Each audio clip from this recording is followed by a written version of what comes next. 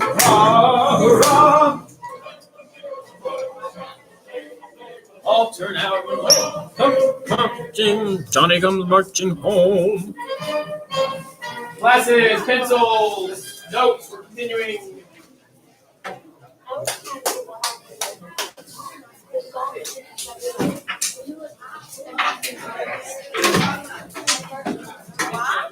He's great. He is absolutely amazing. Absolutely amazing.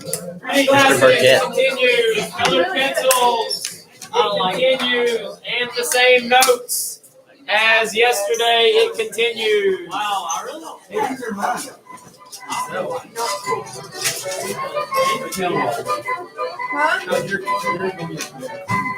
We gum. Reading classes,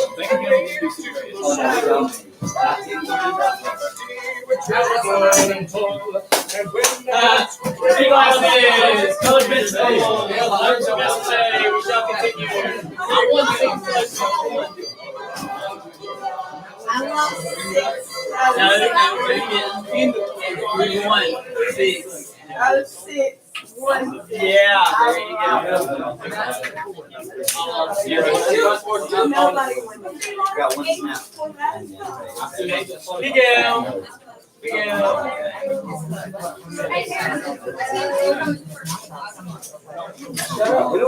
Reading classes, colored pencils, notes from yesterday. We shall continue.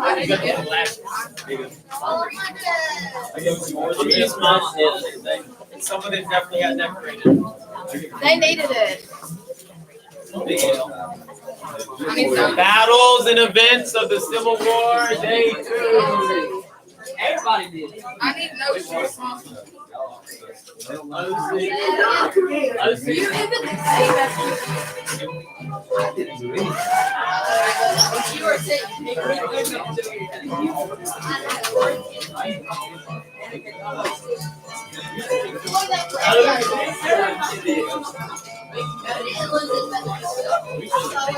Glasses. It is the front desk. Yes, sir. All right. Who needs glasses? Sharpening pencils. It is the right time to do that.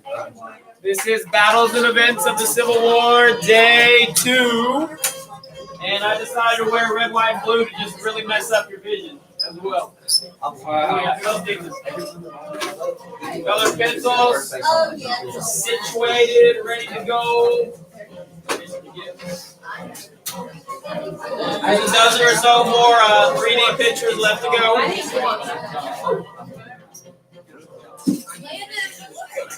All right, phones up, notes out, where we're at, Mike. Notes out. I saw that. Oh, there's. I can't see it. It was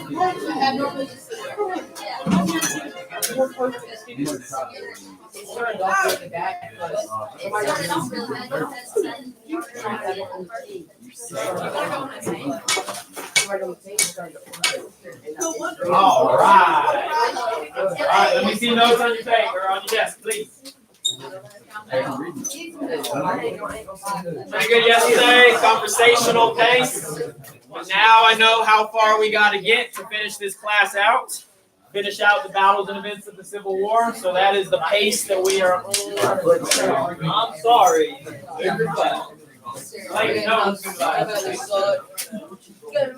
Christian notes.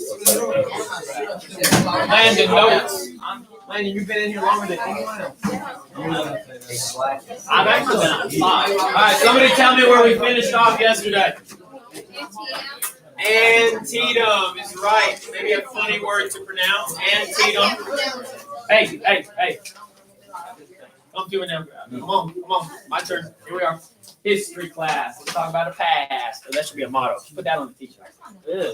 Antietam. Now, somebody remind me, What was the naming style? The Northern named their battles based off of one thing. The Southern named their battles based off a different thing. What was the naming? Named after creeks and rivers. Excellent. So the North was creeks or rivers, and then the South was what? Remember, Harrison? No. And Kate? What was how did the South name their towns? Yeah, right. It should be the simplest. I would kind of flock to the Southern naming convention. You know, it's the Battle of Alma, not the Battle of the Altahama River or something like that. All right, it's my word of the day. Clearly, I knew. Clearly, I know that didn't come out right. What is an alpha? Whatever. Hashtag not from around here. Oh, it's always something, isn't it? All right, so we're back on track with Antietam. Antietam, also known as Sharpsburg. Okay, Antietam is the Northern naming convention. Antietam is the Northern naming convention. Sharpsburg is the Southern naming convention because it was near Sharpsburg, Maryland. Christy? Do you always go by the northern name? Oh, I need to read it. All right, so I said this yesterday. In terms of the EOC, the exam, right, which we got to think about the exam, I want you to know history, but of course, in terms of the exam, I suspect that the Northern name is the more popular name that gets used in a test. So I know that it's two things to memorize if you're trying to memorize all of it. I think we're going to go with the Northern naming convention. That is how it's written in the standards, so that is how I'm going to roll with it. But as a historian, I am teaching you both sides. So good job on remembering it, most of you. Antietam, we did get all the way through Antietam, so I'm not going to reteach the whole thing. A concluding point here that I don't think we quite said yesterday. The reason that Robert E. Lee really wanted to win at Antietam, and he didn't, it was a Northern victory, but the reason he wanted to win was to inspire a foreign ally to come and join the Southern cause. If he could show that his army is for real, okay, a ragtag group of farmers and pitchforks can actually take on the Union of the United States, then maybe France or England would come and join the Southern cause. If France or England came and joined the Southern cause, much like France joining the Continentals in the Revolution, they would have a chance. The Southerners, the Confederacy, might have a chance against the much more strong, much more well-populated, well-equipped, more capable Union Army. Well, as it turns, they did not win at Antietam. I told you the funny little story of how the battle plans were wrapped into some cigar wrapping papers. Yes. And when the box of cigars was discovered, the Northerners were able to see Robert E. Lee's whole battle plans. Should have So at least encrypted it. doesn't matter how much of a genius you are, if your battle plans get intercepted. You make a fair point. What type of code cracking might have been involved, I'm not quite sure. Or should he have encrypted it? I'm not quite sure what went on with that. But regardless, the North learns of Robert E. Lee's plans, and because of such, they're able to win at Antietam. At this point, the European powers are not inclined to join the Southern cause. Why would they sidle up next to a loser who can't prove that they can win a big battle? So Antietam is an extra loss for Lee in that regard. This is where we stopped yesterday. On your sketch, you should do something related to just bloody and gutty, right? Blood and guts, blood spatter, whatever you can do to remember that Antietam is what? Bloodiest battle. Bloodiest single day in U.S. history. September 17th, 1862, to this day, is the bloodiest day in U.S. history. More deaths than Pearl Harbor, more deaths than D-Day, more deaths than September 11th. Antietam, the Battle of Antietam remains to this day the single deadliest day in U.S. history. So to remember that, you drew something related to blood. Well, this is where we pause, and we're picking up, and now we're pushing forward. Following the Battle of Antietam, Abraham Lincoln issues the Emancipation Proclamation. Maybe this is something you've read about before. Maybe you got the 4th or 5th grade level of understanding. Maybe you think you understand it. We're going to elaborate on it a little bit here in the next couple of minutes.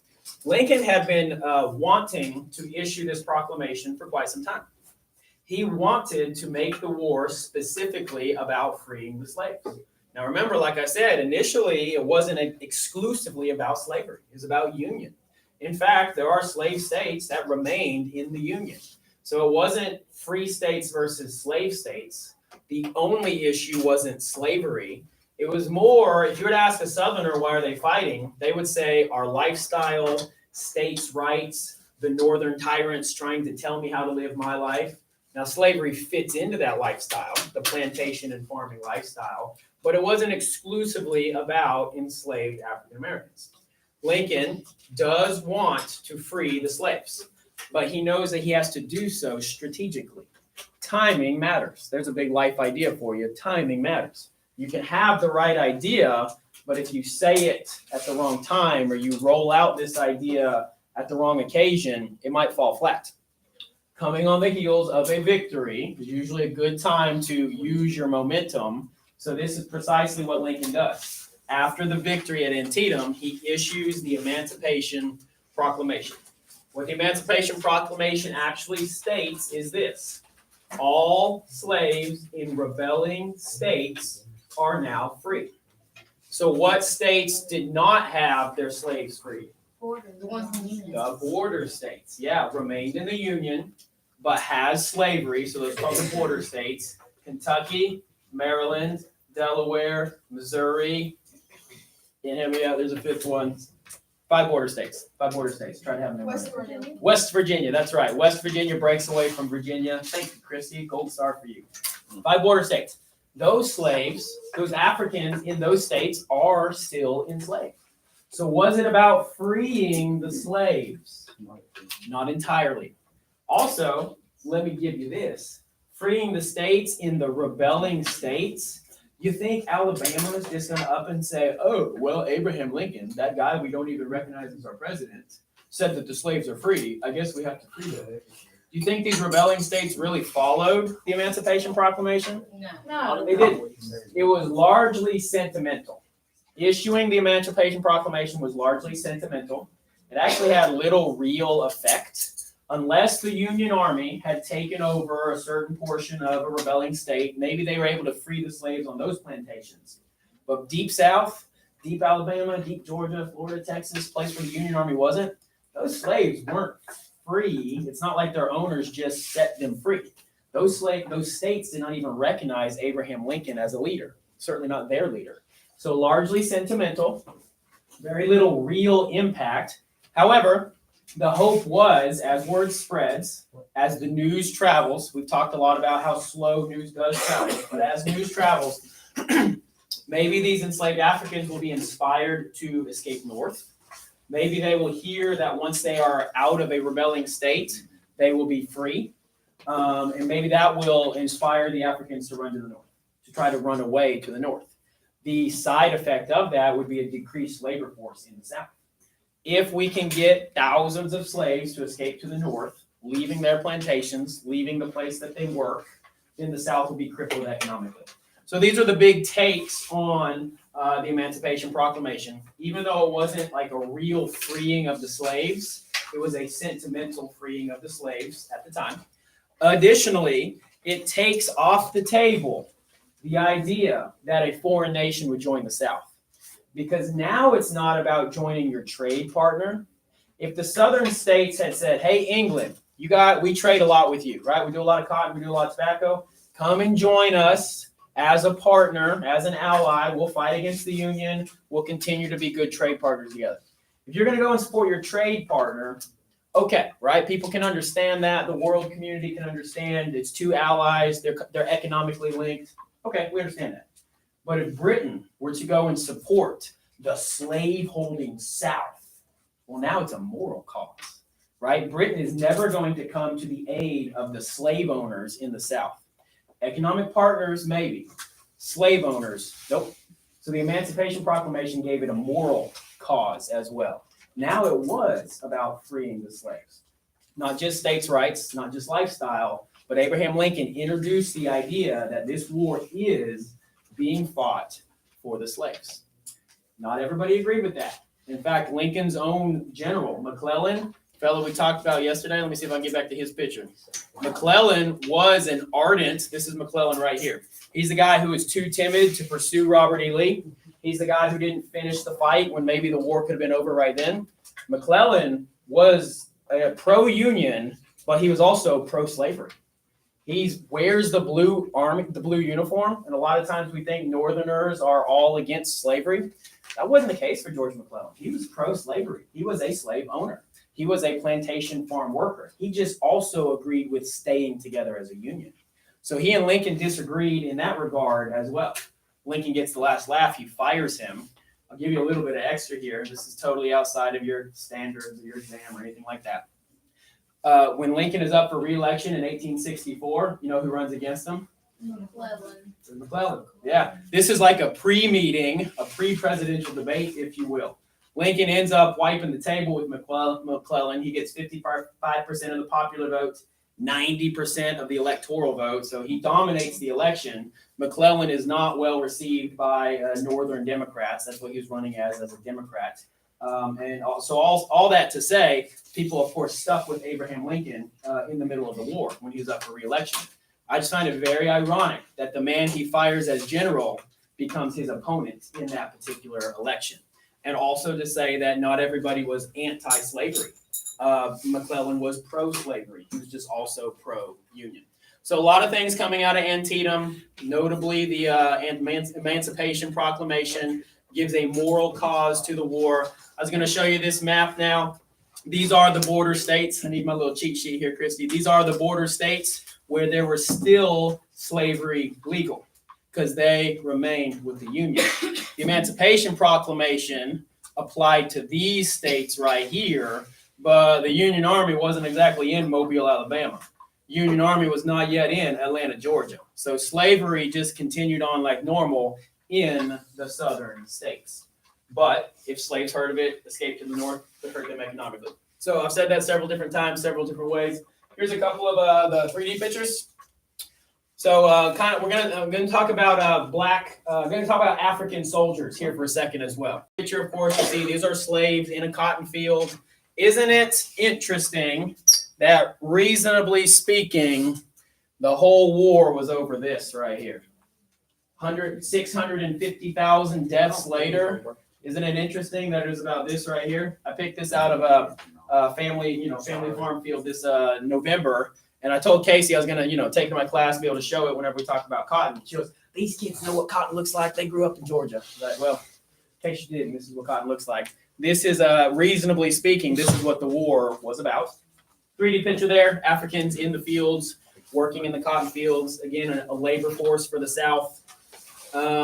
African-American soldiers. The picture's 3D a little bit, but I know it's got words on it as well. So after the Emancipation Proclamation, many African-Americans did enlist to fight. Okay, those who were in the free states, those who were available to fight, enlisted in the Union Army. They are segregated. So all men created equal and we're fighting to free the slaves, but we still kind of have a national attitude of segregation. And that is unfortunate, right? That fight is going to continue for a long time, and we will continue to talk about that in U.S. history. But the African Americans, they served in all colored units. Okay, that's a word I'm using because that's what was said at the time. Colored regiments, colored units, and a famous one is the 54th Massachusetts. It was an all-black regiment. Their naming system, every Army unit kind of has a name and a number. They were the 54th Massachusetts Regiment. They were very famous all-black unit. You can see that they got outfitted in blue uniforms. They were given rifles, probably not the best of equipment available, but they were given weapons. They were soldiers serving in the Union Army. And the 54th goes on to have a pretty important legacy. They do fight in a couple of smaller battles. And I'll briefly tell you about those here in just a second as well. This is a piece of art that I find very fascinating. This was sketched by a Confederate prisoner of war, and it's basically saying that the tables have turned. I'll just summarize it for you. He is saying that the Confederate prisoners are locked up with poor clothing and poor provisions and not a lot of shelter. And who's being used to guard these Confederate prisoners? A lot of black soldiers, not slaves, but black soldiers are being used to guard these Confederate prisoners. This is an actual piece of art from a prisoner of war camp in Maryland, and it's the Confederate prisoner who sketched this. And what he is saying is that the tables have turned. The black people are now governing the white prisoners. Kind of an interesting perspective, and it shows how African Americans contributed. Just another picture here of the all-black regiment. This is the 54th Massachusetts. all things considered, they have uniforms, they have weapons, they have rank. They're called sergeant. They have, they have all the ranks of the army. They're not just the lowly soldiers. They have the leadership ranks as well, except for officers. Their officers are white. So lieutenant and captain and colonel, their officers are white. And it's a couple of interesting stories that comes out of this regiment. One battle that they were part of is called the Battle of Fort Wagner, and it was at Charleston Harbor, South Carolina. This actually gets depicted in the movie called Glory. I'm going to show you the cover of that movie here in just a second. It was actually a Union loss, okay? Not the most significant of battles. It's not on your notes for that reason. It was a Union loss, but the 54th Massachusetts bravely charged the fortification time after time after time. They're kind of the leading edge of the attack. Now, maybe that, in a way that they were being the sacrificial lambs being sent forward first, but they bravely and courageously carried forward on this attack at Fort Wagner. In the middle of the picture there, obviously this is art, not a photograph, but in the middle of the picture there, that is their colonel, Robert Gould Shaw, Colonel Shaw, Robert Gould Shaw. And of course, he is shown leading right alongside them. He did not send them forward to die without him by their side. He led the charge at Fort Wagner right alongside them. And then to the right-hand side, that is another one of their white officers who's courageously right in the middle of it as well. So the 54th Massachusetts, a pretty proud history. They are memorialized in this etching right here. This is in Boston, which is where they originally were called up from, right? Hey, we're raising a black regiment in Boston. These men who answered the call, they become the 54th Massachusetts, and this is a nice piece of art that recognizes their service as well. Final little thought on the 54th Massachusetts. This is Robert Gould Shaw. This is the man himself in a photograph here. He was in his 20s, so a lot of times people got high ranks really fast, like colonel. In my world, in the Army today, a colonel is in his 40s. But he was a colonel when he was like age 27. So, he kind of rose in the ranks real fast during the war. He was the leader of the 54th Massachusetts. He died alongside his men. And since it was a Confederate victory, the Union didn't really have a chance to collect their dead bodies. They didn't have a chance to give proper burial to the dead that were around the fort. The Confederates did that. Well, how do you think the Confederates treated a bunch of dead African Americans in a Union uniform? They just threw them. Yeah, poorly, to say the least. They treated them poorly. It was a mass grave. A couple of you said something like that. They put them into a mass grave and buried them with no headstones, unknown but to God. Their families may never get the word that their person had died. And, it's an unfortunate burial, kind of a dishonorable burial. And, of course, the Confederates, the slave owners, they would have thought that was, they wouldn't have thought twice about the dishonor because they were, kind of struggling with their whole life attitude in the first place. Well, with them, with his soldiers, Colonel Shaw was buried in the same mass grave. Now, they did this, the Confederates did this on purpose. They did this to bury him with his Africans. They did this to bury him with his soldiers in a way that was, according to them, dishonorable, right? We're going to bury him with the former slaves. We're going to bury him with the African Americans. Well, when the Union Army got word of this, there was a lot of back and forth, and very often bodies would be exchanged for proper burial and such like that. Well, the Union Army says, hey, we want our colonel back. He served and died honorably. We respect the rank. A lot of times officers were respected in that regard. We want our colonel back. And the Confederates said, he's buried with his troops. He's buried with his Africans, and we're not going to dig him up. Well, his father, Colonel Shaw's father, later in the war, when the Union kind of retook that burial ground, the situation is that they could possibly exhume the body, right? They could dig it up. They could find Colonel Shaw's body and then give him a proper burial. His father said, we can imagine no holier place than that in which he lies among his brave and devoted followers, nor wish for him any better company. His father said he's buried where he belongs. He is with his soldiers. He's with the people who loved him and the people he loved. So buried in a mass grave, but not a dishonor. Actually, the highest of honors to be buried alongside his soldiers. Little side fact there, 54th Massachusetts is a fascinating story, right? For a country that considered them second-class citizens, these soldiers still went and fought and died on behalf of the cause. And the movie Glory is about that. So we got some A-listers there. Matthew Broderick, Denzel Washington, Morgan Freeman. Definitely got some A-listers there early in their career. Young Morgan Freeman, young Denzel Washington. Very good movie. I'm sure it's available on the various sources, Netflix, Hulu, whatever. And should you ever just sit around bored at night, I would recommend looking up the story of Glory and the 54th Massachusetts. So that's a little sidebar. None of that was on your notes. I hope you found that a little bit interesting. Leads us to the mother of battles, Gettysburg. Gettysburg is, tell me it's a name you've heard before. Yes. Please. Gettysburg, Battle of Of Gettysburg. course, this is out of order. These are here. Oh. Is Gettysburg out of order? No, it's not out of order. It's just that part isn't on here. Unless Oh, it's supposed to be. I'll get to that. I mean, the few sentences there, it's not out of order. Hang in there. You're going to see every sentence. Gettysburg. Gettysburg is fought in Gettysburg, Pennsylvania, the summer of 63. General Lee actually invades north, right? Initially, the South was fighting a defensive war, but he decided to go on the offensive. He wants to take Washington, D.C. And we can capture their capital and hold it ransom. Maybe they'll back off. They'll let us be our own country, all that kind of stuff. So his goal was to invade north, ultimately trying to capture Washington, D.C. In his northern campaign, he invades into Pennsylvania, and he finds himself on the outskirts of a relatively small town called Gettysburg. Gettysburg, Pennsylvania by itself is really nothing to write home about. It's not some metropolis. It's not some place that you would go visit, except for the fact that this big battle happened here and gives it its place in history. The reason Robert E. Lee was actually on the edge of Gettysburg is because he heard that they had a shoe factory inside of the town. Why would Robert E. Lee want to go find a shoe factory? Cold. It snows a lot there, so. Because his soldiers needed outfits, right? His soldiers needed the shoes. Now we're in the summertime. It's not exactly a cold situation, but nonetheless, soldiers need shoes. So he was going to go confiscate all the materials of the shoe factory to give his soldiers some shoes.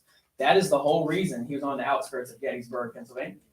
Well, unknown to him, and this is hard to imagine because these days we have drones and cameras and satellites and all this kind of stuff, right? We can track the enemy a whole lot better. You guys play video games with more technology than they had available at the time.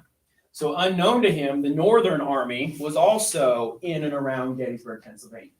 So what we have is two armies coming together, and the stage is set for a very large battle.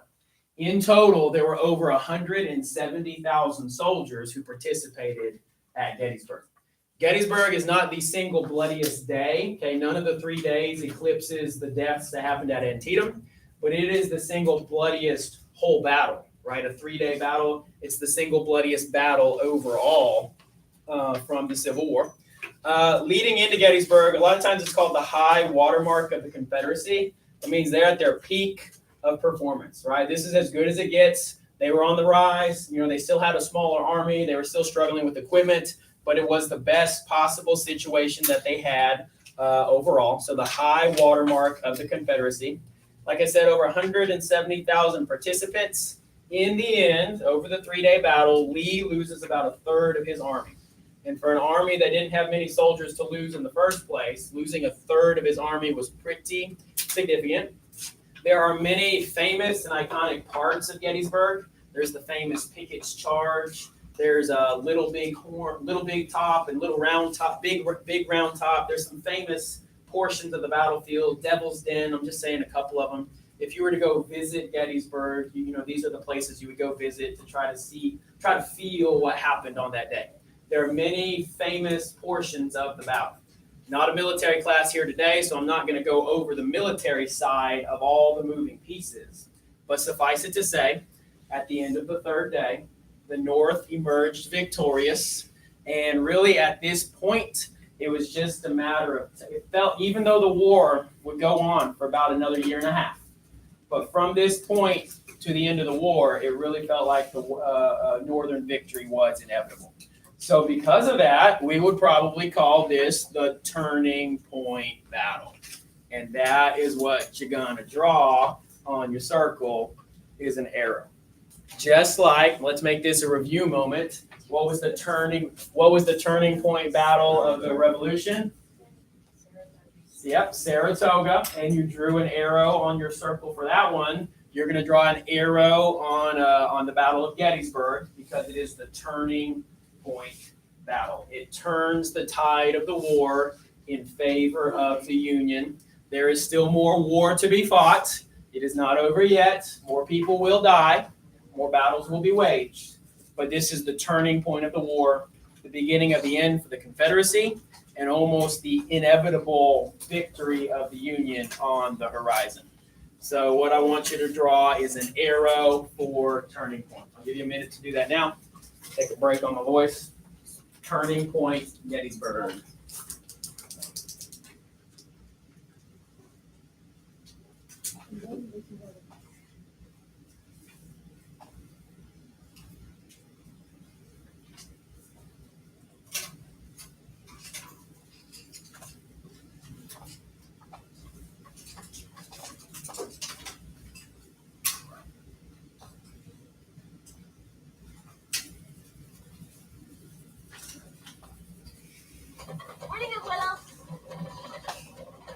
Gotta pick a song, right?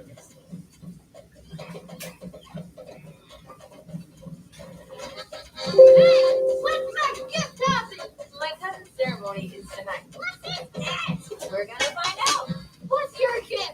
Who's Probably half of Gettysburg before, whatever level of study you've done. We'll show you some more pictures here in a second to illustrate Gettysburg for you. You're not gonna leave me alone, are you? Oh yeah. And we're not gonna move it.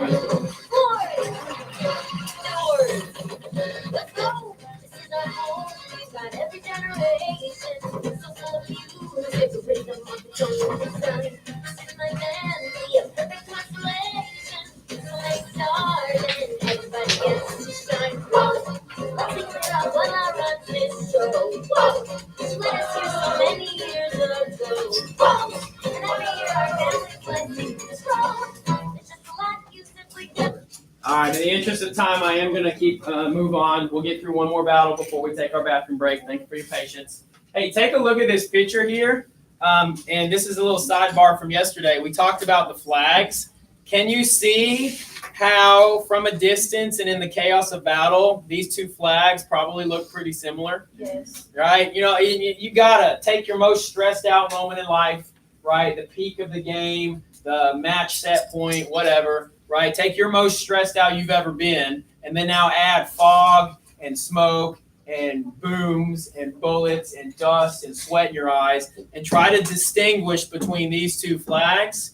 Pretty similar flags, which is why, it's not in this picture here, but which is why the Confederate battle flag with the X was designed. A little bit more distinctive, and Southern soldiers, Confederate soldiers, could understand which flag to follow a little bit better. Here is check it out. I walked right into it. Here is another just portrait of Gettysburg, and that does have the Confederate battle flag, shows it distinctly different. Here, just some pictures from Gettysburg. I told you there's a lot of dead bodies in Civil War photography. There's actually a very famous photographer named Matthew Brady who gets his start at this time. A lot of the iconic Civil War photography we have comes from this one guy, Matthew Brady. He kind of pioneered photography. Pioneered war photography at that. Sometimes, journalism was a new profession, or at least photography was a new profession inside of journalism. Maybe their ethics were a little bit different than they would be today. But a lot of times he staged photographs. He would take this body, drag it over here, and he'd bring a rifle and put it in his hand, and he'd maybe like splay it out a little bit more dramatically. A lot of times he staged photographs for the purpose of making, trying to make it more dramatic. That's Matthew Brady. A lot of the iconic photography we have from the Civil War comes from Matthew Brady. Here's a 3D picture. Again, just kind of shows soldiers. We have photography, but not yet action photography, right? We don't have those Pulitzer Prize winning action shots with bullet casings flying and puffs of smoke right as they emerge. We got a lot of pictures of soldiers sitting around and waiting for the flashbulb. So basic encampment. Soldiers didn't move. So the armies moved very slowly. They'd pack up their encampment, then they'd plop down, and then they'd uncoil all their belongings. So, nobody really snuck up on each other and did late night attacks. These armies moved very slowly. They always pitched their tents and set up their headquarters. Now, this is an army band. So music was more than just entertainment. It was actually communication on the battlefield as well. bugle horns and drum patterns will all mean specific things, such as make ready, take aim, retreat, flank left, wheel right. Each these bugle horn calls would mean something to the listener. It wasn't just entertainment; it was actually part of battlefield communication. So the Army band there is not just for funsies; it's actually a part of the fighting force, a really important part of the fighting force. What you have here is this looks like officers' area. There are some Africans there. I don't know if they're servants or slaves or soldiers. I really don't know. I guess they wouldn't be slaves. They're from the north. It appears that he's kind of having some fine dining amidst the whole battlefield there as well. So never stop. You always stop the war long enough to still have a nice lunch whenever you can, if possible. Gets me to, there is a movie called Gettysburg. It is a fantastic movie, a little bit older, but it tells the story very, very well. We may have time to watch it. We don't have our lunchtime watching anymore, which is when I was going to kind of show us this movie. But we may have time to watch some of Gettysburg. It does a very good job of telling the tactical side of the story. So for those of you who want to know how the fighting happened, it tells it pretty clearly. It also shows the personal interactions. Follows several of our big figures like Robert E. Lee. There's a Stonewall Jackson character, etc. So follows. There's not a Stonewall Jackson character because he had died at this point. There's a variety of the big names in this movie, and it really follows the story of Colonel Chamberlain, who is the guy on the right side there, and he held down the right flank of the Union line. He was literally the last guy on the Union line. And if the Confederates had broken past him, they could have come in from behind and really messed up the Union Army's whole battle plans. So a really interesting story about the bravery that comes out of that. The movie is called Gettysburg, and highly recommend it to you. So Gettysburg is the turning point. That is what I have said. And it is time to go. We'll pause for the cause, take our bathroom break.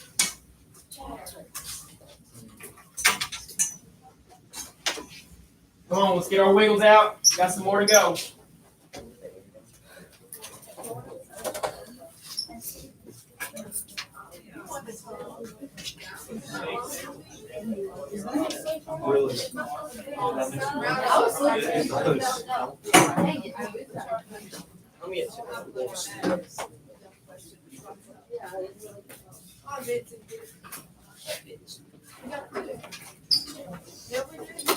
Put some pep in your step. Come on, let's go. They do.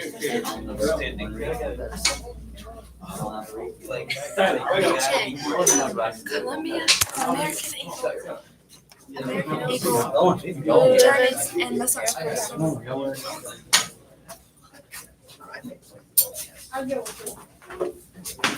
To the left, to the left. Go to the bathroom. Now. Just to go down there and turn around and come back. Yeah, well, You don't have to. No.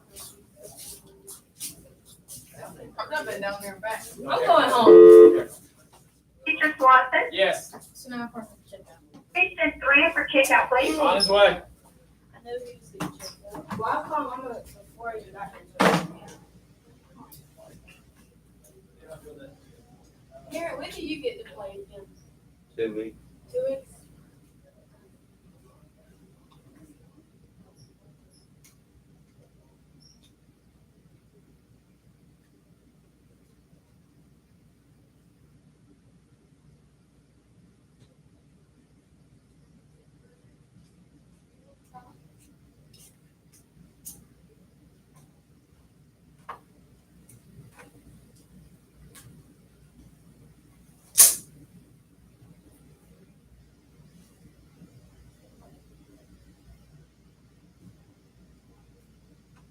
You didn't see anything, okay, Garrett?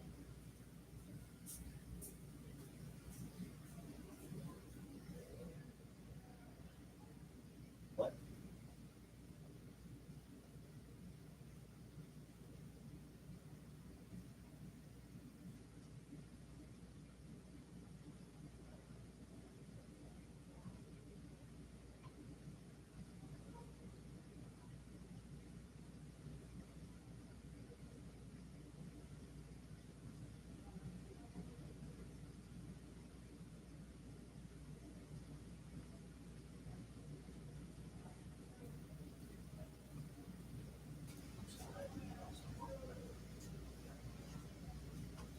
It's so much cooler in here.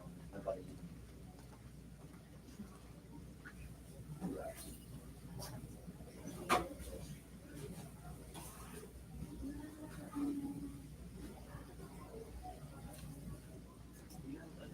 Going to school, blow me off. Okay.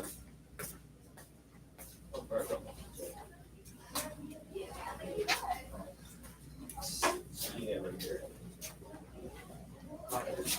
Yeah. Just added. Really? Yeah. She's from Pennsylvania. How do you do that? Well, There's none of them.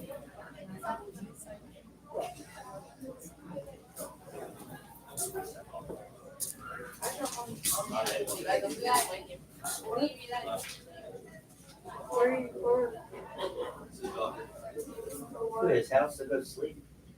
His bed's his dog. get it checked out so I can itch.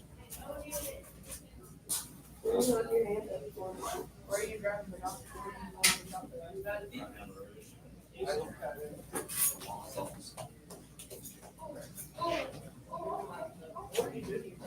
It is his.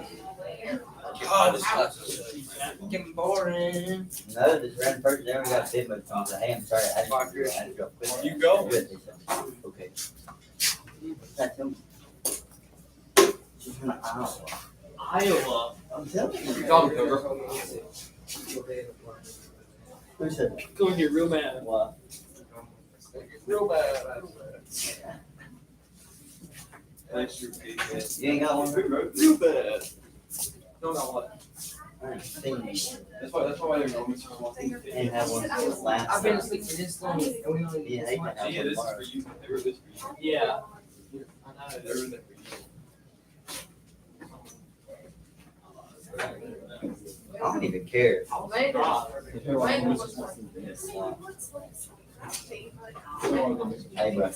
He said he had, and I said, $20. Please get it to me. I need it. It's a necessity. Necessity. Well, thinking about flip that all the time. It gets to the point where I start scraping. I feel like Yeah. Cracking.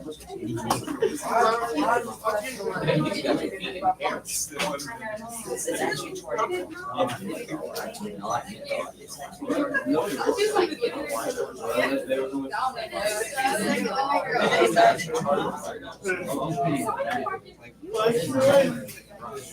She's going to miss.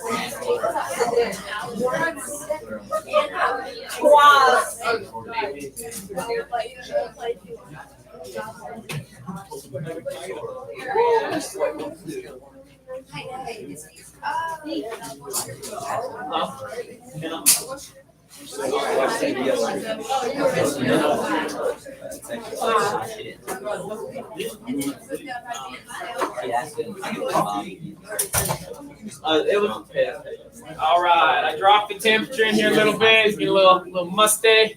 We have finished Gettysburg. You have drawn a turn arrow, and most importantly, you have put your phones up for me. Thank you. Okay, thank you. So, let me round out the story of Gettysburg here. Gettysburg is a big wound in the country. So many people participating. That means so many people have a relative who participated. That means generations down the line, there are fathers and grandfathers and offspring who say, yeah, my dad, my grandpa participated at Gettysburg. So it's a very large wound in our country's history. Large amount of people on both sides with memories of Gettysburg. For a very long time, they were open wounds or unhealed wounds until time, there's a phrase that time heals all wounds. So 30 years, 40 years, 50 years later, these veterans of Gettysburg started to meet, to sit together, to talk, to shake hands, to tell of the stories of the rebellion and their recollection of it. For a long time, the Southerners, they wouldn't call it the Civil War. They call it the war between the states or the war of Southern Rebellion. For a lot of times, the way the war was mentioned was different from north to south. But these reunions started to heal. And I'm going to show you some pictures of what healing looks like. Here we have on the left, this is a Union veteran. And on the right, a Confederate veteran. at this reunion, they are still wearing their colors, okay? Dark blue for the Union man and gray for the Confederate, the Southern man. But, I don't know how old they would have been at Gettysburg, and I actually don't know exactly which reunion this is. If I recall, this comes from the 50th or later. Those are the pictures that I was looking up. So let's say they were 20 at the fight, and now they're in their 70s. They've lived a lot of life since then. They've had children. They have grandchildren, most likely. There are stories that have been told for 50 years now. And here they sit to recount what it was like on July 1st and 2nd and 3rd of 1863. This is healing. This is what healing looked like for the country. Here's another one here. These are two different guys. You can see he is proud enough to continue to wear his medals. Right, it fell on the right in dark blue from the Union. He's wearing his wartime medals. Much like your grandparents might have a shadow box, or someday your own service might make a difference in your life. And you're going to understand the value of the medals that comes from your government. And this man is wearing his medals from the war, but there is clearly healing between these guys. They pointed guns at each other on July 1st of 1863. But here they are 50 plus years later trying to heal. This next picture is my favorite. It's very powerful. This is at the point known as the Angle, which was the location of Pickett's charge. And I've already told you we're not going into every little moving piece of the battle. But Pickett's charge was a charge that cost thousands of Southern lives. It was 1 mile over open ground, no trees for cover, no rolling hills that you could kind of hide behind the terrain. Open terrain for 1 mile. Cannons, bullets, up to hand-to-hand fighting. Thousands of Southerners were lost in Pickett's charge. This is a reunion of veterans of Pickett's charge. Southerners, it is colorized. Okay, it was taken in black and white, but technology is awesome. It's colorized. And the Southerners, they survived that grisly march. They probably remember their friends falling to the left and to the right of them. Maybe they tried to help a man, apply some medical attention to him, or just comfort him as he died. That's what the Southerners are thinking about. The Unioners, the guys from the north, on the left, they probably responsible for the deaths of some of those Southerners. From their rifle came the bullet that killed a man. That weighs on a person. Right? We've talked about my Army experiences before. Some of you said, have you ever killed a man? And I told you no, and then I told you don't ask that question to someone else, because someone else might not be able to handle that. It weighs on a man to kill another. So those Northerners are that day that they were 18 and killed a man. But this is healing.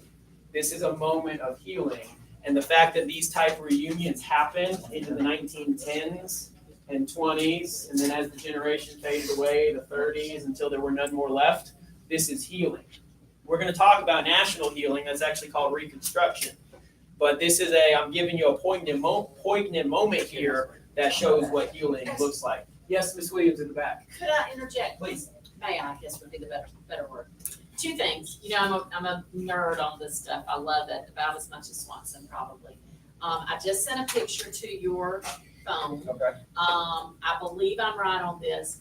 When Robert E. Lee came home from the end of the war, I remember reading years ago, and I think this is the correct picture that I sent you, Mr. Swanson.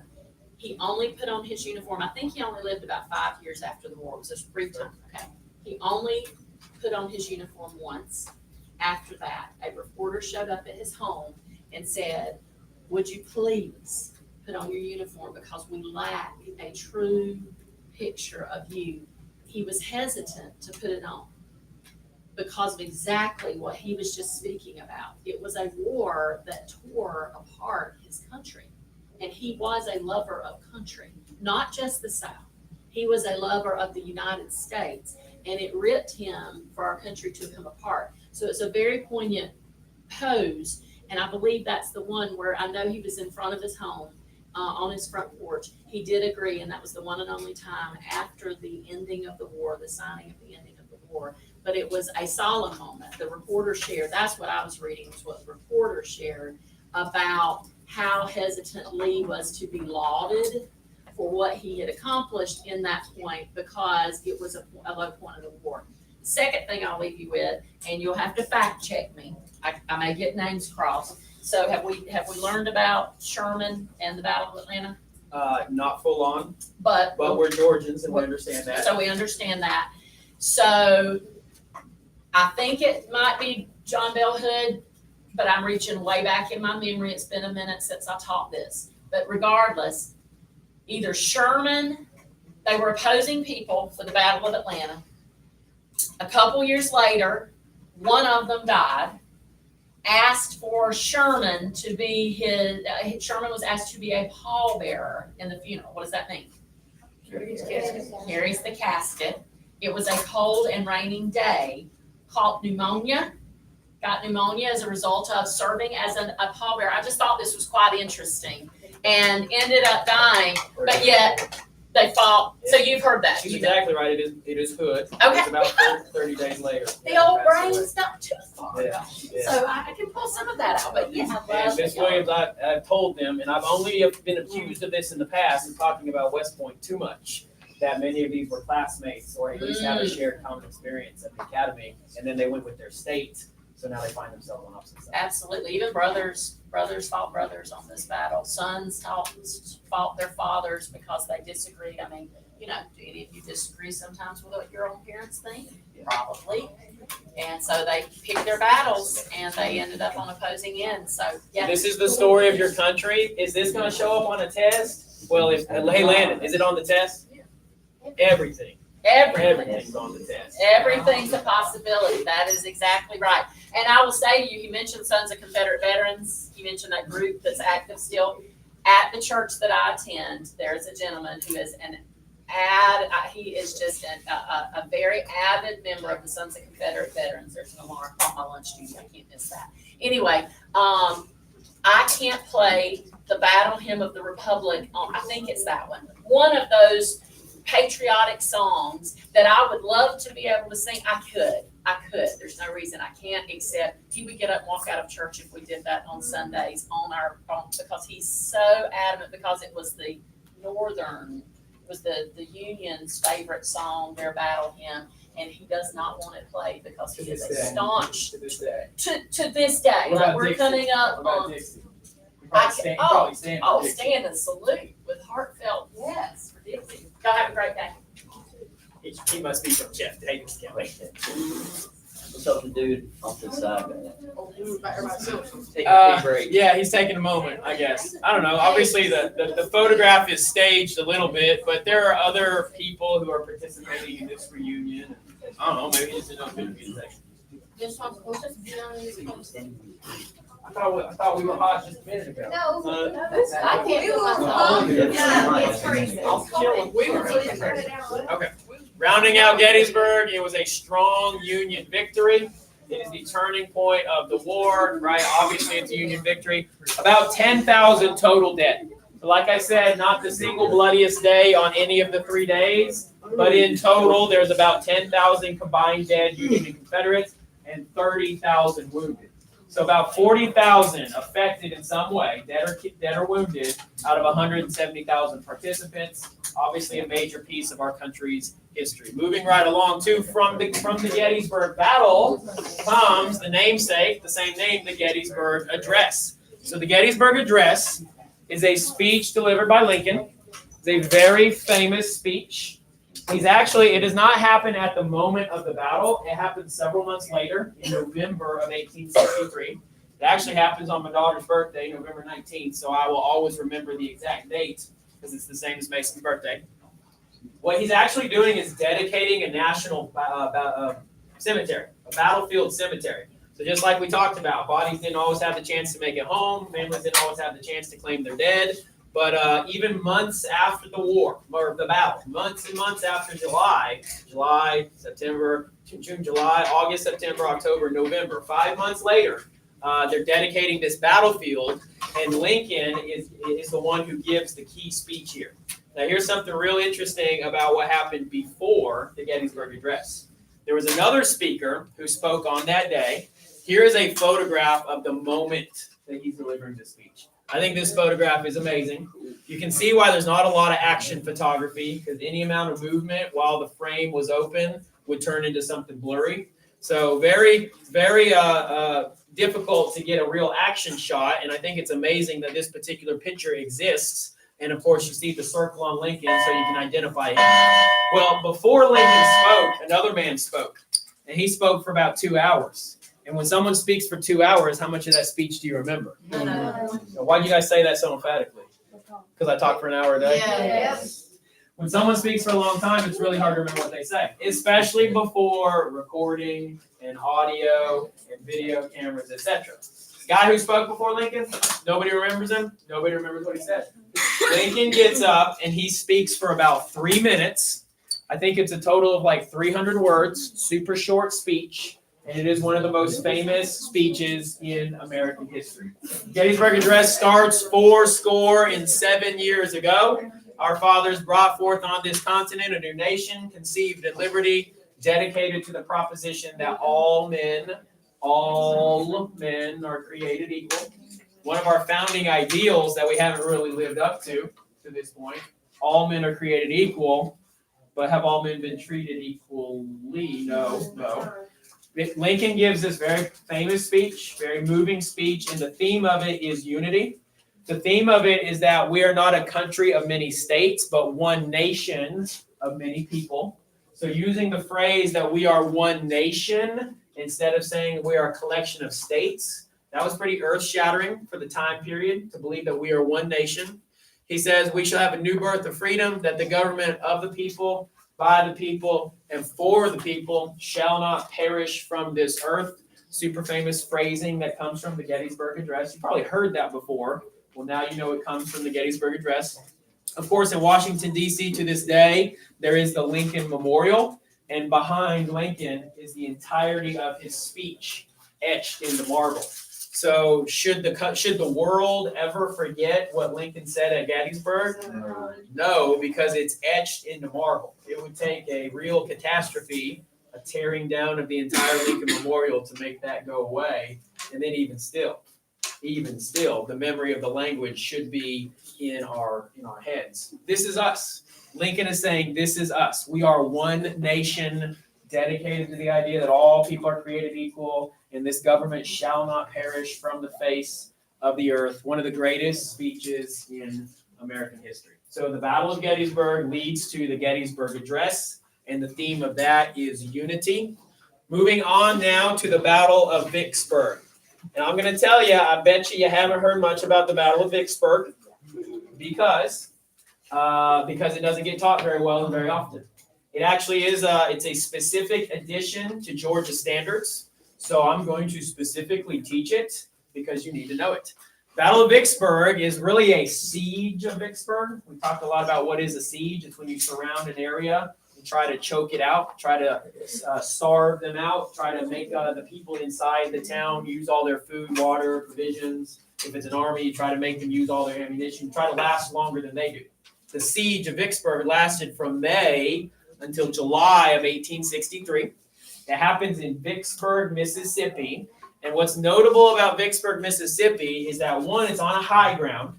From a military perspective, you always want to have the high ground. You want to shoot down at someone instead of shooting up at someone. So if you're on the high ground, that's a dominant piece of terrain from a military perspective. And it's also on a bend in the Mississippi River. Take it back to yesterday. How did the Mississippi River fit into the big campaign plan? What was the campaign plan called? Anaconda Plan. Okay, like a snake, we're going to choke out the whole South. So what did the Mississippi River have to do with the Anaconda Plan? Whoever controlled the river. I heard it several different ways. I think you guys got it. Whoever controls the Mississippi River controls the western edge of the United States. Transportation, moving of people, moving of supplies, cuts the South in half because half of them would be on one side of the river and about 1/3 and 2/3 basically. I'll show you on a map just here in a second. So that's exactly right. Whoever controlled Vicksburg would control the whole river. It was actually on a bend. I'm going to show you a map here in just a second. A very notable bend in the river. And when ships have to go around a bend in a river, they have to slow down. If they could control that whole bend, they would no enemy ships would be able to sneak through. Right? It's definitely a choke point in the river. So that's why Vicksburg itself is notable for being on a bend in the river. Control of the Mississippi River leads to control, or is a key part of the Anaconda Plan. So there you have it. River, snake. This is what you should remember about Vicksburg. Here is a picture of the city. So the city itself, the top half of that picture, it's just it's a civilian city. It's not a military training camp. It's not Fort Benning, Fort Bragg, a military base. It is a city full of civilians. So sieging a city, you're affecting women and children, schools, hospitals, churches. But that's what we needed to do to win the war. We needed to siege the city of Vicksburg. And then the lower half there, that is the bend. You can see it's basically a 180-degree turn. And rivers will do that, right? Rivers aren't straight lines. So this is a very notable bend in the river, a little bit of a blow up here. Hard bend in the river at Vicksburg. And it was defended by the Confederates. It was strongly defended. But Grant's army, Ulysses S. Grant, his army closed in, surrounded them, and waited them out. That's why it was the siege of Vicksburg. So Grant sieges and bombards the city for 2 months. The city falls to Grant on July 4th, 1863.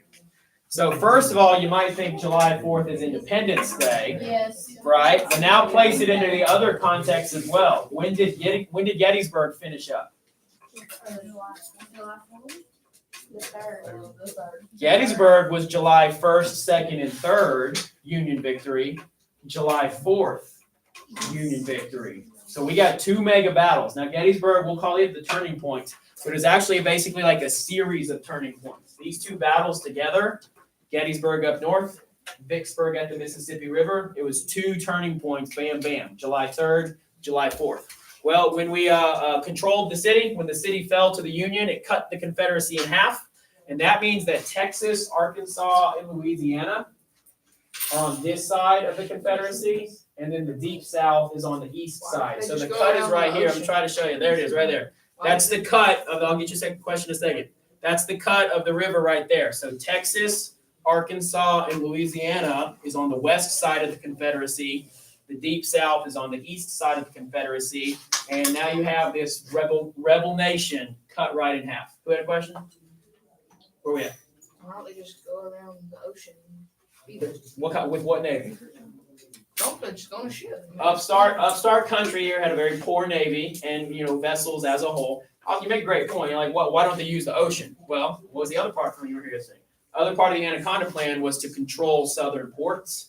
And you need to go back and check out the slides because there's a whole map that shows a snake wrapping around the country, controlling the port. So could they have used the ocean? Could a couple of people have snuck through these various blockade lines? Sure, maybe. But by and large, the Northerners controlled the whole coastline, and now they control the river as well. So the Anaconda Plan has come together pretty well overall. All the pieces of it, we're just still missing Richmond, Virginia, right? They wanted to capture the Confederate capital of Richmond, Virginia.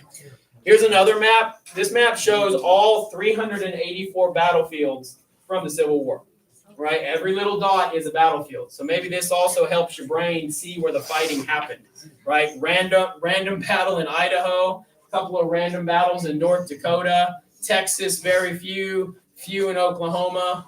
Where's a lot of the fighting happen? Virginia. Yeah, a lot of fighting in Virginia. Well, put it in context here. The black line is the Mississippi River. The red star is Vicksburg. So you can see how it divided the battlefield east from west as well. So on your circle for Vicksburg, draw anything that is related to the river, cutting the country. It fits into the Anaconda Plan. So Vicksburg is on the river. It cuts the country in half. It's related to the Anaconda Plan. Now, you may have drawn something similar for the Anaconda Plan, I understand, but Vicksburg is an accomplishment of a key component of the Anaconda Plan. So I'll give you a second to do this type of sketching. And then we shall carry on. What you doing? Why you whiting out your whole picture?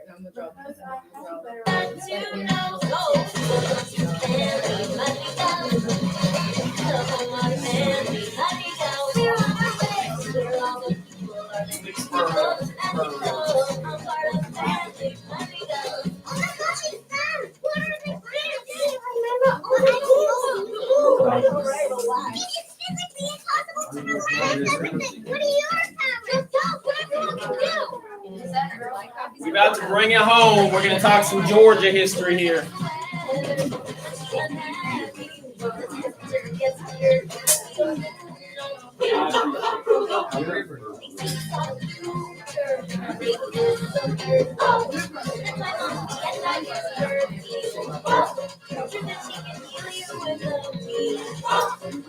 money is a remedy for real. If you're a guest, imagine how I feel. Welcome to Dandy Money Down. The home of Dandy Money Down. Hey, Bobby girl. I know it sounds a bit fantastical, but I'm part of Dandy Money Down. That's the love of Dandy Money Down. Now the part of the family Money Down. If you'll be with Mary, that's why I'm like that Mary. We are not a dog, but I'll give it up. Where is Money Down? Let's go.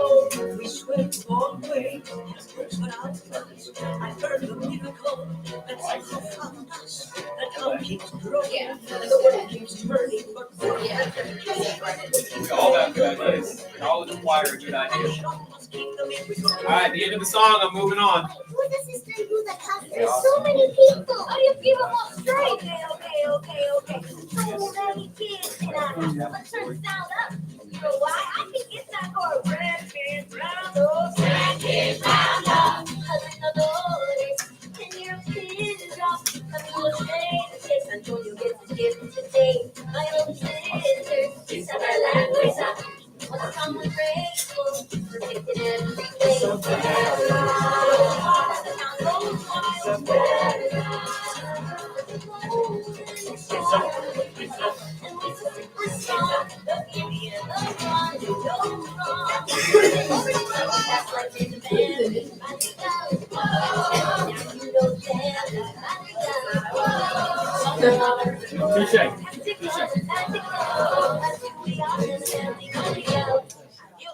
Adios. Now it is.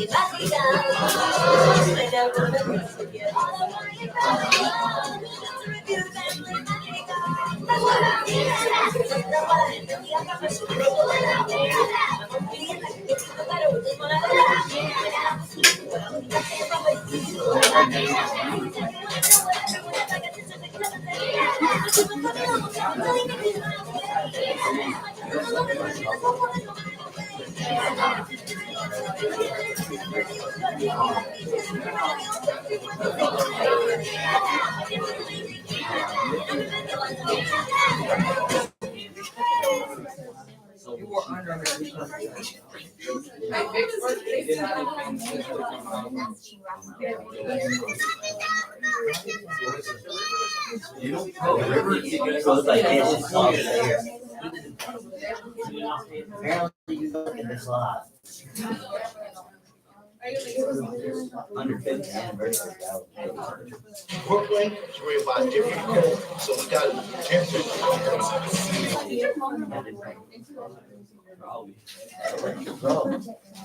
All right.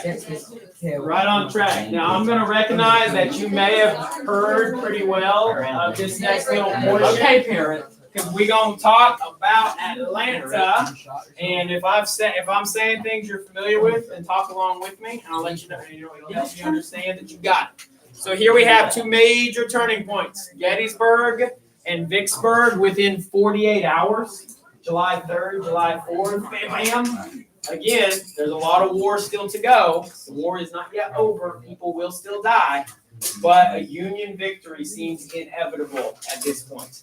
The Southern Army can only hope to maybe hold on long enough that the Union gets tired of fighting, but all things considered, manpower, equipment, battles won and lost, it feels like a Union victory is inevitable at this point. Brings me to the Battle of Atlanta, another siege. Okay, some battles get one date. Some battles are spread out over 3 days. Some battles are lengthy campaigns or sieges. This is also what Atlanta is. July through September 1864. So, I brought us a whole year into the future. That's not to take away from other things that happened during the war. Just moving on to the next big battle. General William Tecumseh Sherman sieges Atlanta for 6 weeks. Atlanta, the ATL, the A, place you probably visited. Okay, William Tecumseh Sherman was attacking part of a Georgia heritage, part of Georgia history, and you want to talk about being able to go visit something where history happened, boom, it's in Atlanta. You guys have probably all passed through there just based off of where we live. I said it kind of at the beginning of our conversation yesterday. What was notable about Atlanta? Why would Sherman want to besiege Atlanta? Yeah, what little, Anna Kate is right on track. What little manufacturing existed in the South was mostly in Atlanta. What little railways were in the South collided in Atlanta, intersected in Atlanta. So Atlanta is the most industrial of southern cities. The South itself not known as largely industrial, but Atlanta is the most industrial of southern cities. Atlanta is a significant hub of Confederate industry, manufacturing, and railroads. Look at that, right ahead of myself. Sherman's goal was to disrupt Confederate supply lines. So that's the big why. Why take on Atlanta? Because the South is struggling enough as it is to feed and clothe itself. If we choke them out of their railway hubs, choke them out of their industry center, not a chance. They're not going to have clothes. They're not going to have weapons. They're not going to have resupply. So this was Sherman's big why. Tackle Atlanta, topple Atlanta, and you probably bring a concluding point to the whole rebellion as it is. There will be no more Confederate states. They can't sustain themselves anymore. So this is the Battle of Atlanta. Atlanta falls on September 2nd, 1865, and history will debate whether this was necessary or not, but Union troops burned the city to the ground. There are not many structures in Atlanta that have a date of earlier than 1865. There's not a lot of architecture that exists pre-war. Right? It was built before 1865 and it got untouched in the Battle of Atlanta. There ain't nothing like that. Everything got burned to the ground. So Atlanta really has to restart itself following 1865 in Reconstruction. You go and visit Atlanta and you ever curious, a lot of buildings will have a cornerstone that says the year that it was built. Not a lot of cornerstones in Atlanta before 1865 because the whole city got burned to the ground. And from this time, right, these are two events that are kind of linked, but at the same time, one happens first and then the other one happens second. Sherman then marches to the sea from Atlanta to Savannah through Macon. And as he marches to the sea, he continues to destroy all those hubs of industry. Railways, roads, bridges, crops, livestock. It was called total war, right? First they burned the city to the ground. Then they burned a whole stretch of land from the city to the sea to the ground. In total, Sherman's march to the sea was about 50 miles wide. If you're to drive to Atlanta, if you're to drive to Athens for that matter, you're basically following Sherman's march to the sea in reverse order. So you're going to pass through a lot of towns that were affected by Sherman's march to the sea. You guys have driven Sherman's march to the sea before. I guarantee it. In your basic travels throughout Georgia, just because you live in this area, you have passed through a town that was affected by Sherman's march to the sea. Tomorrow, we're going to talk personalities a little bit more in depth. And just like Miss Williams started to say a few things about Robert E. Lee, I wasn't going to stop her, but I know that I'm going to kind of say that tomorrow. And I'm going to show you a map of Sherman's march to the sea tomorrow. You're going to see how close it comes to Alma, Georgia. So for the Battle of Atlanta, what I want you to do is draw this, a peach with barbed wire around it, because it's the siege of Atlanta. A peach, Georgia, with barbed wire around it. That is the Battle of Atlanta.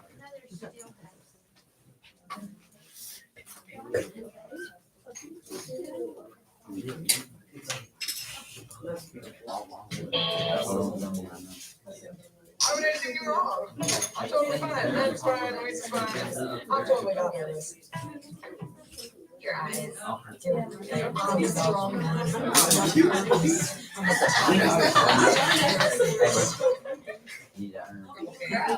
I'm in the mountains, I'm in churches, and I glow because I know what things. I don't ask how hard the work is. Got a rough and destructive surface. Diamonds and good, fine, I'm platinum. I take what I'm handed, I break what's demanded. Under the surface, you feel the surface. I need to peek back.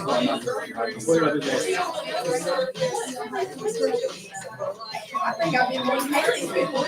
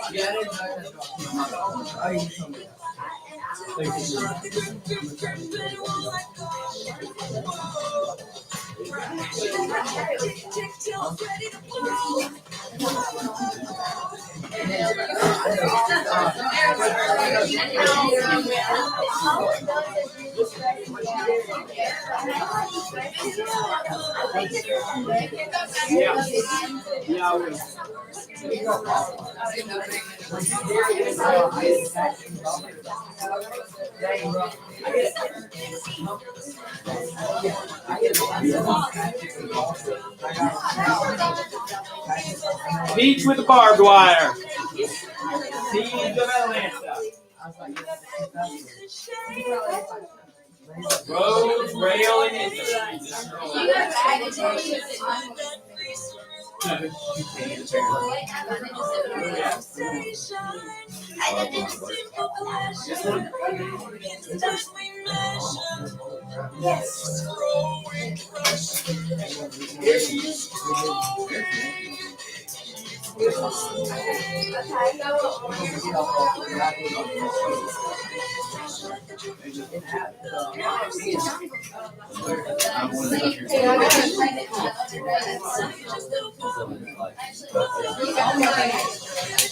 all right, I see most of our peaches made.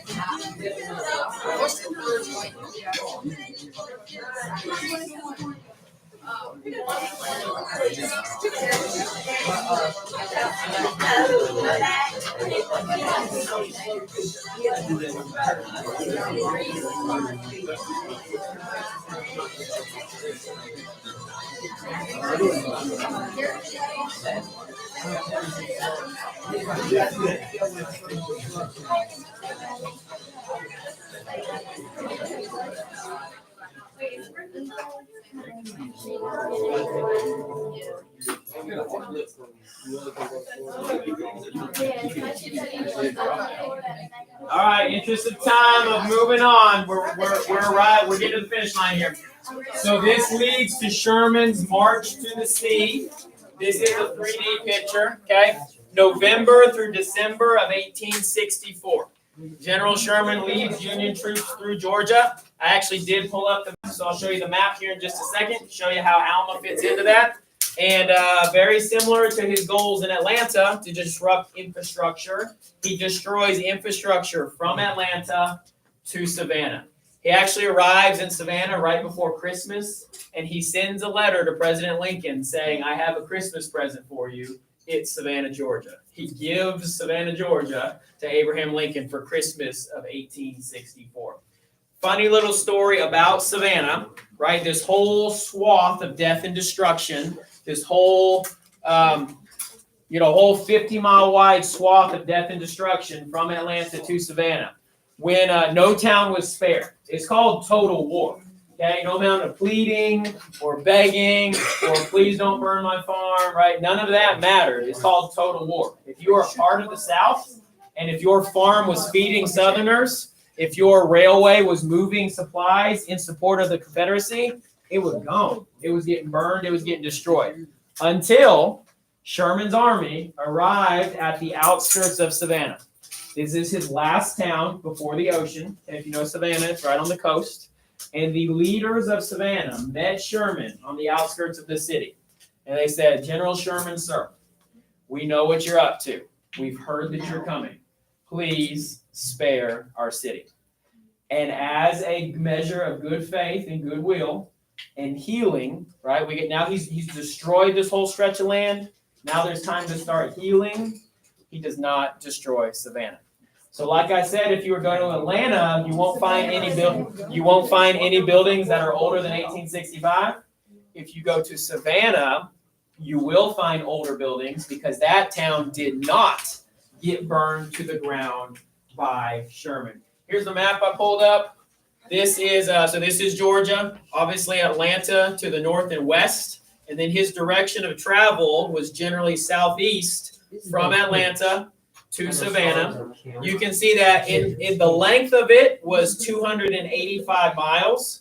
The width of that, okay, follow all those different lines. Sherman is responsible for this army. But was William Tecumseh Sherman at every foot of the way along here? No, he was in command of the army, but he himself, it's not like he burned 50 miles wide by himself. His armies took varying routes, generally speaking, 50 miles wide. You can see some big towns that it goes through: Decatur, Medina, Madison, Milledgeville, Macon, Irwinton, Louisville, etc., all the way down to Savannah. This is the stretch that was burned by Sherman's army. Where's Alma? On this map, where's Alma?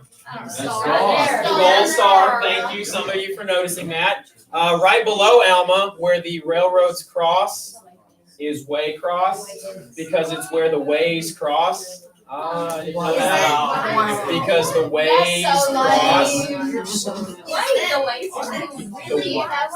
Yes.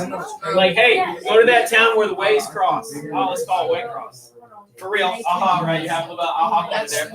Anyhow, this is Sherman's march to the sea and everything about it. It brings the South to its knees. One more, I think one or two more 3D pictures here. So Union soldiers, how do you go about destroying a railroad? Well, you just take out a few ties at a time. They pull up 10 feet of railroad ties, and all of a sudden that stretch of railroad is not good anymore. They didn't have to pull up every single railroad tie, every single beam of steel or iron. They just pulled up several railroad ties at a time, and that was enough to make it unserviceable, make the trains go off track. So that's how they destroyed the railroads. This is part of the stretch that they would have destroyed, kind of a little bit of a before and after. This one's really good. It kind of comes out at you pretty well. Right, Hale.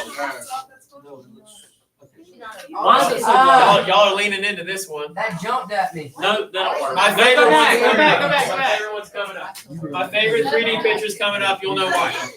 All right, leads us to the final battle of the Civil War, and the final battle we're going to talk about, Appomattox Courthouse. April of 1865. This is when Robert E. Lee surrenders to Ulysses S. Grant. As a final, his army is greatly outnumbered. There are 28,000 men in Lee's army. There are 125,000 men in Grant's army. Lee's army does not have a chance. There are 5 times more soldiers in the Union Army. Lee's army is experiencing desertion on a daily basis. People are just leaving the army. And on April 8th, the Confederates were fully surrounded at Appomattox Courthouse, Virginia, with no possibility of escape.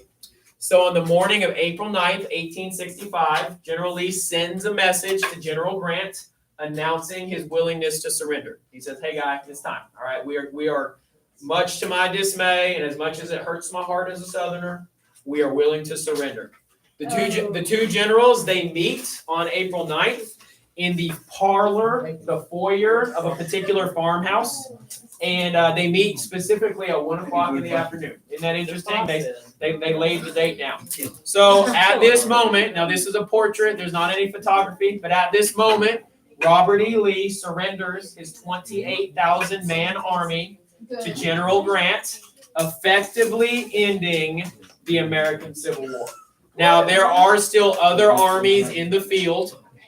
There are still other commanders who have not surrendered entirely. But generally speaking, this is not my number one favorite. I'll tell you my favorite in a second. Generally speaking, when Robert E. Lee surrendered the Army of Northern Virginia, it was effectively the end of the Civil War. I don't see it. This is, so in surrendering, the terms were very lenient. General Grant did not demand that they go home in shame. He did not make them all prisoners. He actually just said, you lay down your arms, your soldiers will lay down their arms and go back home, right? Go back to being Americans. Officers are able to keep their sidearms, their sword or their pistol, and I believe all horses. They were able to keep all their horses to take them back to their farms. And here is just a rendering of these two men surrendering to each other, or rather, Lee surrendering to Grant. In fact, even the soldiers, Lee's soldiers, they were starving, right? They hadn't had a good meal in a long time. They were going to be given Union rations. So it's a remarkably lenient terms of surrender, right? Grant, his nickname has been Unconditional Surrender Grant throughout the whole war. He's known as being super aggressive. But in this moment, he actually gives Robert E. Lee very lenient terms of surrender, very gracious. They've been fighting each other for a long time. They've been nemesis. They've been adversaries. But General Grant gives a very lenient terms of surrender to Lee. And the reason for that is because he wanted them to go home and heal. He actually, when he returned back to his side of the army, when he returned to his forces after this surrender, there was a band that was ready to play celebration music for him. Our conquering general has returned home. But Grant, he actually shushes the band. He says to his officers this quote, "The war is over. The rebels are our countrymen again." So it was not a punishment thing. It was not put them in prison, hang them, kill them, destroy their farms. He says the war is over. The rebels are our countrymen again, and the Civil War was over. So check this out. I'm going to show you. There's not photography of the moment this happened. I wish there was, but there isn't. This is a rendering of what it looked like. They sat in just two random chairs, not even the same type of chair. This little writing desk is what was used for signing the surrender. Actually, there it is right there. So check this out. Robert E. Lee, he's in that high-backed chair, kind of lighter wood. Ulysses S. Grant, he's in this more cushiony type chair. And then that is literally the table that the surrender of the Civil War was signed on. Here's another rendering. Okay, see, they're just kind of sitting around. Again, Grant is in the back of the black chair. Lee is in the lighter colored chair. In fact, they actually have a recreation at Appomattox Courthouse. You could go and visit what the room looked like, and I think they did pretty good. I think they did pretty good to get the room looking almost identical. I think it's amazing that those artifacts still exist. Hang with me, wrapping it up here, okay? So there it is again, the two chairs and the table. That is simply what ended the American Civil War, signing the surrender on that table right there. So what's it now? Oh, it's going the wrong way. Hang on. Yeah, my bad. I was going the wrong way. Hey, stop. You're killing me. It's not time yet. It is a Union victory, obviously, because it ends the war, and what you should draw is a surrender flag. Make a connection here, just like Yorktown was the surrender point for the American Revolution. When the British had to finally surrender to the Continental Army, Appomattox Courthouse is the surrender moment for the Confederate Army who has to surrender to the more powerful Union Army. So this is actually the exact same graphic I used in that previous class talking about the Revolution. You should associate turning points and surrender points. Every war has a turning point. Every war has a surrender. Someone surrenders to someone else. So we're going to try to remember those across the way. Turning points and surrender points. You know what a white flag looks like, so I'm going to move on. Now, unfortunately, Abraham Lincoln was overjoyed for about 6 days. April 9th, 1865, we win the war. April 14th, 1865, he is assassinated by John Wilkes Booth. So if you never knew that, it was a 5-day difference. He only felt the fruits of victory for 5 days. There's the whole assassination story is very fascinating. I'm not going to go into it right now. We will get into it tomorrow and next week. This is my favorite picture. Okay. Put your glasses on for this one. Put your glasses on for this one. Oh my gosh. Because that cigarette's about to poke you in the eye. That thing is jumping at me. The war officially ends on May 10th, 1865. That is when the surrender was full and complete. Is that cigarette about to poke you in the eye? Yeah, that's why this one's my favorite right here. So, final effects of the war. Final effects of the war. America is reunited. But are we? The era of Reconstruction has to begin in the South. Reconstruction is going to be a whole nother chunk of learning. And if you remember, our unit is called the First 5 Presidents to Reconstruction. So we are rounding out our unit, and we have to talk about how we rebuilt the country through Reconstruction. Look at that word, Reconstruction. And finally, much of the South, however, much of the South was left in economic devastation. The burning of towns, the tearing up of railroads, the destruction of industry. Much of the South was left in economic devastation. Hear me on this point. I discovered this fact several months ago, and I've actually been waiting for this moment right here to deliver you this fact. Hear me on this, and we'll go on. Check this out. Your jaw is going to drop. Haley, Hayden, right here. Your jaw is going to drop on this one. Haven is going to be mind blown, and I promise you this is going on the list. If the North, altogether, the cost of the war was $6.7 billion. Okay? The cost of the war, $6.7 billion. I mean, that's a lot of money for starters, but riddle me this. In 1860s dollars, the federal government could have purchased the freedom of every slave and given every family 40 acres of land for $3.1 billion. If the war was about ending slavery, we literally could have bought every slave and given them land for half as much as it cost to fight the war. Not even to mention the 500,000 people who died. Isn't that mind-blowing? The war cost twice as much as it would have cost just to free the slaves in the first place. So, that is the that is the battles and events of the Civil War. This rounds out these notes. New tomorrow is this. Manifest Destiny, the Road to vocab, and the notes you just finished. Don't flip the desk. I'll flip the desk. Flip the desk right back on. Thought it was us. We did. Yeah, you did.